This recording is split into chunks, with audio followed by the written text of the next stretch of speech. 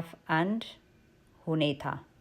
በዚህ ባለንበት ጊዜ በጣም አስፈላጊ የሆነ ነገር የተለየ አይነት ማለትም መላውን የክርስቶስን አካል የሚያካትት ተሐድሶ ማድረግ ነው። ቤተ ክርስቲያን ጥሪዋን ለመፈጸም ተጋድሎ በምታደርግበት በዚህ ዘመን በገሃድ የሚታዩ ተግዳሮቶች ተጋርጠውባታል።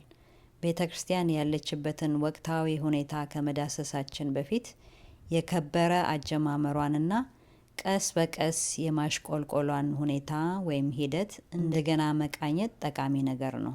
ጅማሮ በየቤቱ የሚደረጉ በጥቂት ሰዎች ላይ የጠበቀ ህብረት ላይ የተመሰረቱ መሰባሰቦች።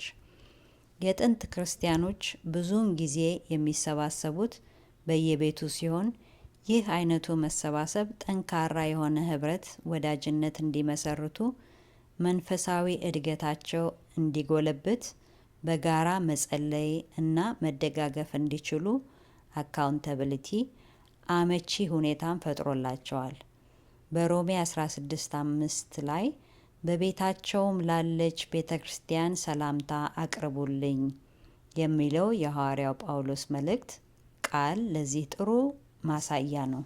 እነዚህ ትናንሽ ስብሰባዎች እርስ በርስ ለመተናነጽ የሚጠቅሙ፣ ሁሉም ሰው በንቃት የሚሳተፉባቸውና መንፈሳዊ ስጦታዎችን የሚተገብርባቸው ስፍራዎች ነበሩ።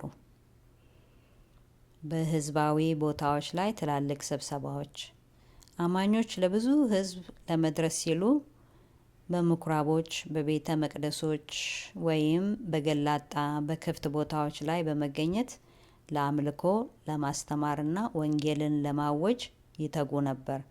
ዕለት ዕለትም በመቅደስና በቤታቸው ስለ ኢየሱስ እርሱ ክርስቶስ እንደሆነ ማስተማርንና መስበክን አይተውም ነበር። የሐዋርያት ሥራ ምዕራፍ 5 ቁጥር 42። ለውጡ እጥፋቱ የቤት ለቤት አገልግሎት መቅረት።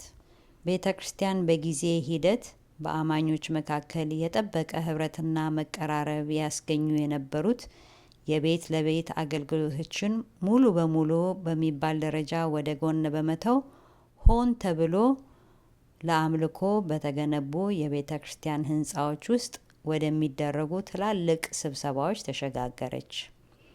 እንደ ሙያ መቆጠር መጀመር።